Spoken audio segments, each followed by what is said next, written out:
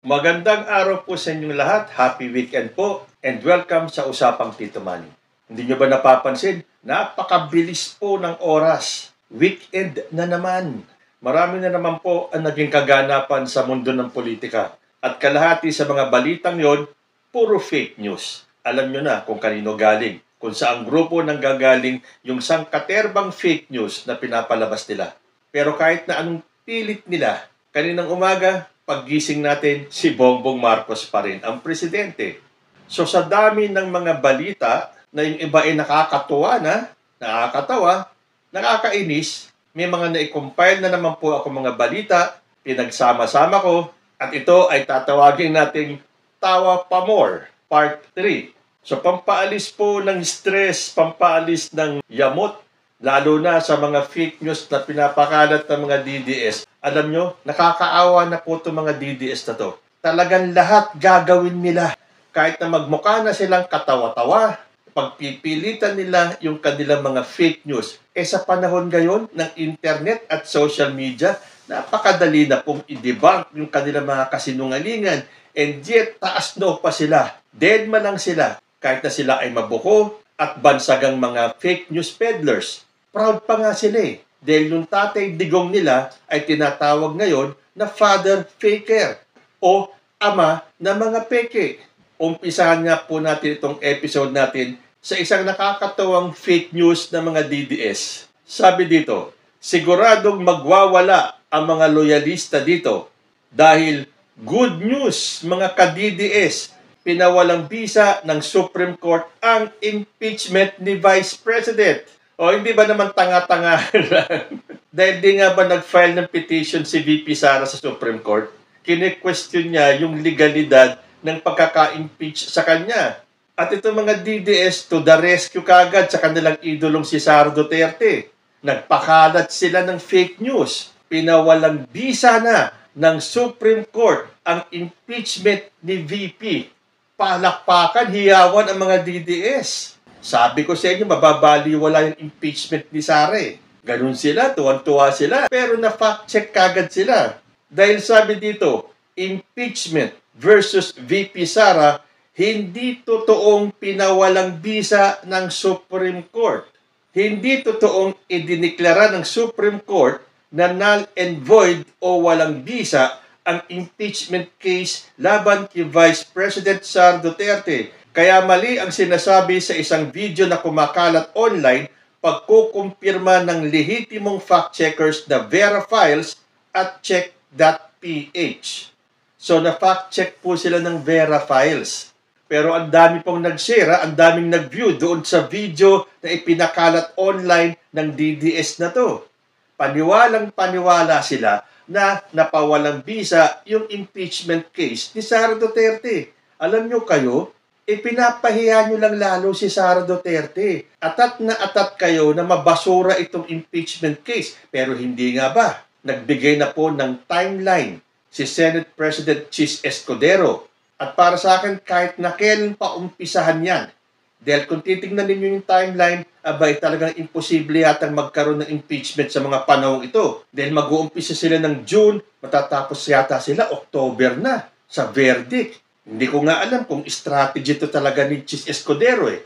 Dahil kahit na anong pressure ang natatanggap niya, siya ay firm pa rin na dapat mag-umpisa itong impeachment trial ni Sara Duterte sa July.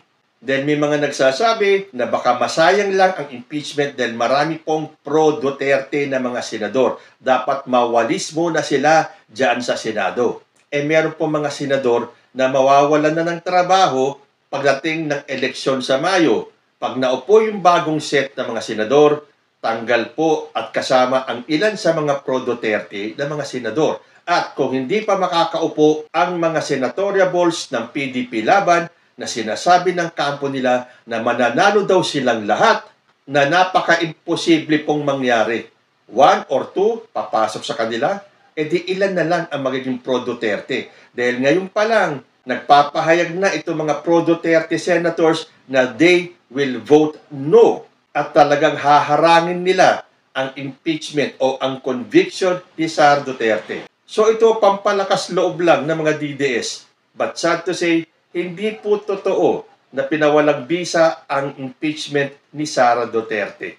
Better luck next time mga DDS.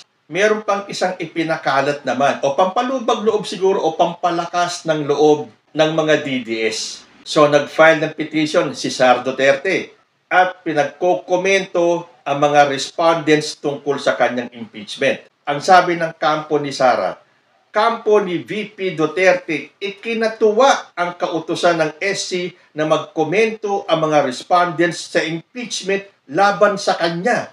O, pinagko-comment pa lang yung mga respondents, tuwang-tuwa na yung kampo ni VP Sara. Akala nila tagumpay na.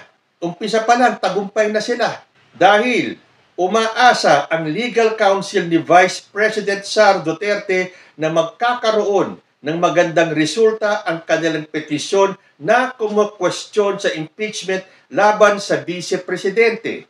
Sinabi ni Attorney Sheila Sison na sa paglabas pa lamang ng kautusan ng Korte Suprema na pinagkokomento ang mga respondents sa inihain nilang petisyon ay nakikita nilang malakas ang kanilang ipinaglalaban.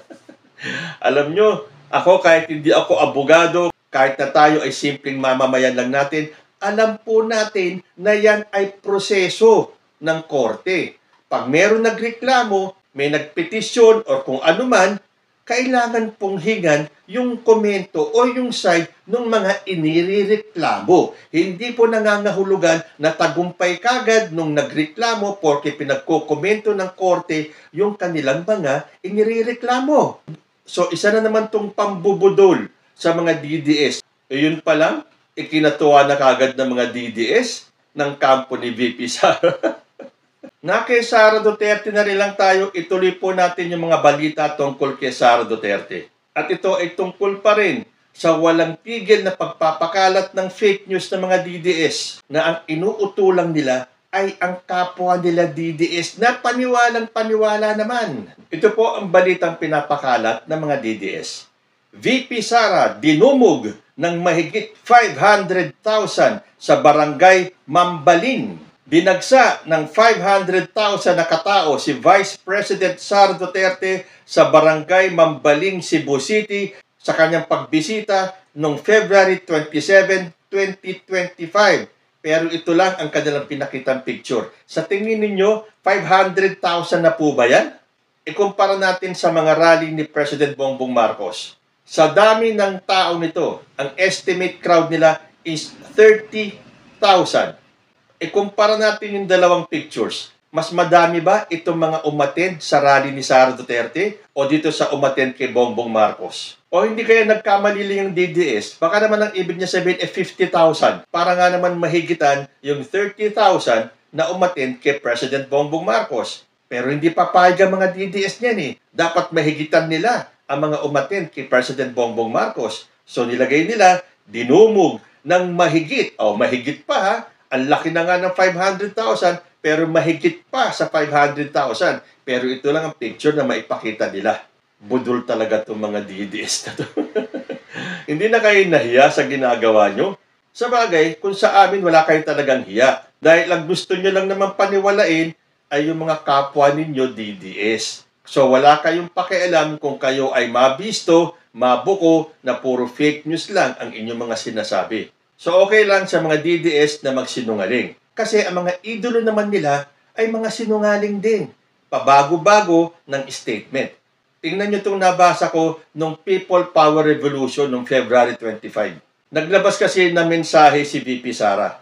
Sabi niya, "Let us remember the lessons of EDSA, the power of unity, the strength of the Filipino spirit, and the importance of standing up for what is right. May we continue to uphold the spirit of EDSA in all that we do." Power of unity daw. Lakas daw ng Filipino spirit. Dapat daw manindigan tayo for what is right.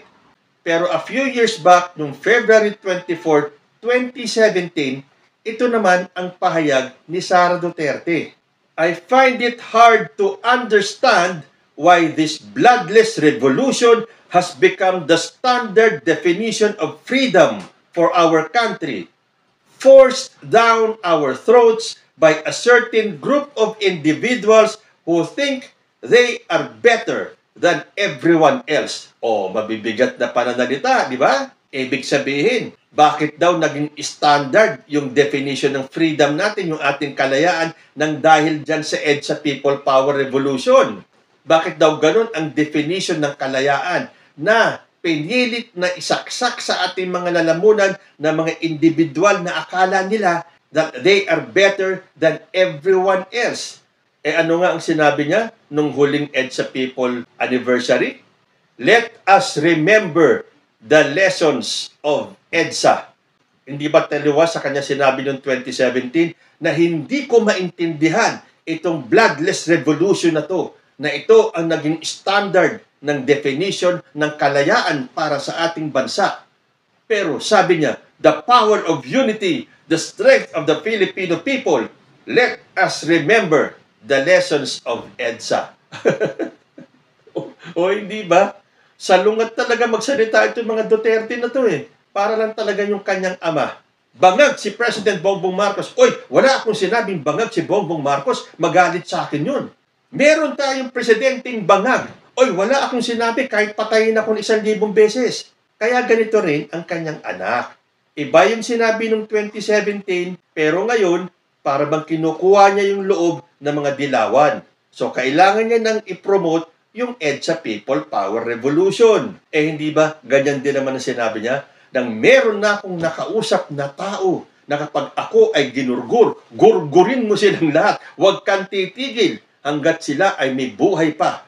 Tapos lately, sabi niya, wala akong sinabing ganyan. Wala akong sinabing assassination. Wala akong sinabing may assassin o gunman. Ito ang mga gusto niyong paniwalaan? Maiba naman tayo at puntahan natin itong si Senatorial na si Willie Revillame. Dahil naipalabas na po natin yung kanyang interview with Gretchen Ho nung sinabi niya na wala pa siyang plataforma, wala pa siyang mga panukala, bakit daw siya pipilitin or mamadaliin. Saka na lang daw sila mag-uusap ng strategy ng kampo niya kapag nakaupo na siya. Pero meron akong isang nakitang post niya eh. Ito ay nung meeting de avance nung May 2022. Ayaw nga pala, bago po yan. Alam niyo ba, nanood kami ng meeting de avance ng Uniting? Yun yata yung huling-huling meeting nila kung saan nandoon si Willie Revillame. And as far as I can remember, never niyang binanggit ang pangalan ni Bongbong Marcos. Kaya doon pa lang, nung gabing yon, nasabi ko na itong si Willie Revillame ay diehard Sara Duterte supporter. Naghintay kami ng mga kasamahan ko ng isang papuri man lang o pasasalamat kay Bongbong Marcos. Pero natapos yung kanyang segment, hindi niya binanggit, pinasalamatan o inacknowledge man lang si Bongbong Marcos. Kaya alam ko, noon pa lang gabing yun, nakikiride on lang si Willie Revillame sa Unitin. Pero siya ay solid Sara Duterte at ayaw niya kay Bongbong Marcos. Anyway, balik po tayo sa kanyang sinabi. Kasi kung tatandaan po natin, siya po ay inalok ni former President Rodrigo Duterte na tumakbo bilang senador. Pero ito ang lagi niyang sinasabi. Hindi ako pwedeng maging senador. Sayang ang boto nyo para sa akin. O ayan, yung mga boboto kay Willie Revillame. Noon pa man, sinasabi niya na sayang ang magiging boto nyo para sa kanya. Bakit nyo pa siya iboboto? Isang taong sakalang gagawa ng panukala, mag-iisip ng strategy pag siya ay nakaupo na. Pero alam nyo, doon sa interview niya kanila Gretchen Ho, meron pong himig para sa akin. May himig ng pagtatampo itong si Willie Revillame kay dating Pangulong Rodrigo Duterte. Bakit kanyo? Dahil nung tinanong siya bakit siya tumatakbong independent, ang sagot niya, hindi naman daw kasi siya inimbita ni FPRRD. Samantalang dati, siya ay pinipilit pa ni Digong na tumakbong senador. Bakit kaya itong eleksyon na to ay hindi siya niyaya ni Digong?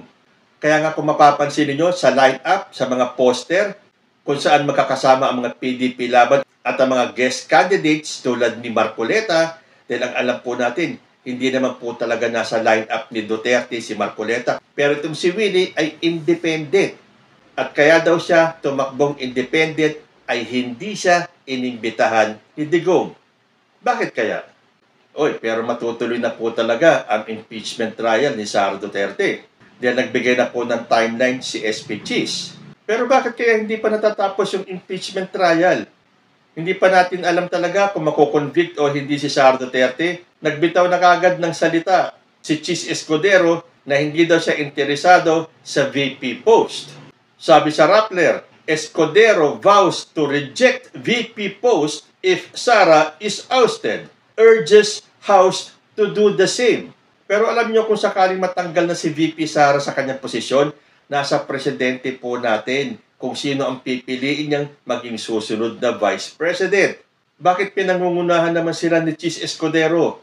Meron kaya nag-offer kay Cheese Escudero na gagawing VP kapag natanggal si Sara Duterte? I-reject daw niya yung posisyon na VP kung sakaling matanggal si Sara Duterte. Hindi daw siya interesado. Well, yan ay kung may mag-aalok sa kanya. Pero kahit papano, meron din naman pala siyang magandang nasasabi tungkol sa ating presidente. Ito po ay tungkol sa mga binabatong akusasyon ng mga DDS sa ating presidente. Sabi po ni Cheese Escudero, when their accusation that PBBM was a weak leader who was not in control did not fly, now they are accusing him of the exact opposite and now supposedly has dictatorial tendencies. It is not only inconsistent but also irrational and untrue. Dahil titingnan ninyo, di ba yung kabilang kampo, sinasabi nila, weak leader daw si President Bongbong Marcos na hindi alam magpatakbo ng bansa. Hindi ba yan din ang sinabi ni Sara Duterte? Nung hindi kinagat ng tao yung sinasabing weak leader, dahil kitang-kita natin, lalo na ngayon na binabanata na sila ni President Bongbong Marcos, nag-iba naman ang pahayag si Digong at sinabi niya na posibleng maging diktador itong si PBBM. O hindi ba?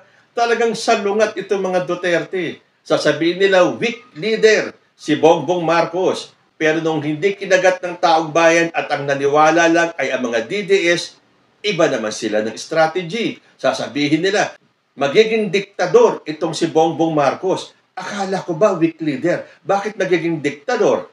Inconsistency runs in the blood of the Duterte family. Dahil sabi nga dito sa isang post, sa mundo ng mga Duterte at kanilang alipores, hindi mahalaga ang ebidensya. Sapat na ang ingay at paninira para gawing may sala ang kahit sino. Di ba style na nga ni Digong yan, aminado nga siya na sila ay nagtatanim ng ebidensya, sila ay nagtatanim ng intriga. Dahil alam nila, may mga Pilipino pa rin na madaling mapaniwala. So, hindi nila kailangan ng ebidensya. Hindi mahalaga sa kanila yan. Ang importante sa kanila, makapag-ingay sila, makapanira sila, makapagtanim sila ng intriga. At para sa kanila, tagumpay na sila doon. Sad to say, hindi po kinakagat ng mga matitinong isip ng mga Pilipino ang kanilang mga paninira. Ang naniniwala lang sa kanila, lagi kong sinasabi, ay ang kapwa nila DDS. So ano yun? Sila nag-uutuan. Kahit na alam na nilang mali, kahit na alam na nilang fake news, itutuloy pa rin nila dahil madaling mauto at mabudol ang mga kapwa nila DDS. Meron pa akong isang nabasang balita. Bakit daw ba lahat gagawin ng Duterte Camp para hindi matuloy ang impeachment trial ni Sara Duterte? Isa daw sa kinatatakot ng Duterte Camp ay ito. Bank records ni VP Duterte planong ipasabina ng House prosecutors sa Senate impeachment trial. O hindi ba naman nga, kundi ka ba naman matakot dahil bubulat natin yung mga bank records at dahil po sa impeachment trial, wala na pong magiging dahilan si Sara Duterte para hindi ilabas yung kanyang bank records. Oo nga pala. Alam niyo bang may bagong punching bag ang mga DDS ngayon? At yan ay ang bagong PCO Undersecretary na si Attorney Claire Castro. Pansinin ninyo, ang daming mga DDS ang bumabanat kay Attorney Claire. Dahil natatakot sila, hindi po magpapaawat si Attorney Claire. Kung kailangan basagin ang mga kasinungalingan ng kabilang kampo, yun po ang kanyang ginagawa. Kaya triggered na triggered ang mga DDS. Pansinin po ninyo, sobra ang pagbanat nila kay Atty. Claire. Minamaliit nila ang kanyang kakayahan. Bakit daw isang vlogger lang ang inatasang maging PCO Undersecretary? Pinagkukumpara pa nga sila ni Mau Kauson eh. Nako naman. Mga DDS, maghunos dili naman kayo. Si Mau Kauson, ikukumpara ninyo kay Atty. Claire Castro? Parang wala naman yata sa hulog yan. Itong si Atty. Claire Castro, panay ang banat ngayon kay VP Sara. Tulad nung nagsalita si Sara Duterte na may karapatan ang Pilipinong magalit sa gobyerno. Ang sabi ni Atty. Claire, words inciting hatred to government shouldn't come from VP. Tama nga naman. Bakit mo i-encourage ang mamamayan na magalit sa gobyerno? Parte ka ng gobyernong yun, VP Sara, or nakakalimutan mo na? Bago ka magsalita ng ganyan at hikayatin magalit ang taong bayan sa gobyerno, mag-resign ka muna bilang Vice President. Umalis ka muna sa gobyernong ito kung saan ikaw ay parte, saka ka magsalita na magalit ang taong bayan sa gobyerno. Sabi nga ni Atty. Claire, baka nakakalimutan mo, VP Sara, na noong 2017, ang iyong ama ay naging most corrupt person of that year. 2017. Hindi ba kaya dapat nung time na yon, hinikayat mo na ang taong bayan na magalit sa gobyerno ng tatay mo? Dahil ayon po sa OCCRP, si Rodrigo Roa Duterte ang tinagurian nilang most corrupt person of the year at iginawad nila kay Rodrigo Roa Duterte ang most corrupt person of the year award noong 2017. Dahil ang kanilang pinagbasihan is that the President of the Philippines responsible for more than 1,000 extrajudicial killings, endorsing vigilantism and systematic violations of human rights.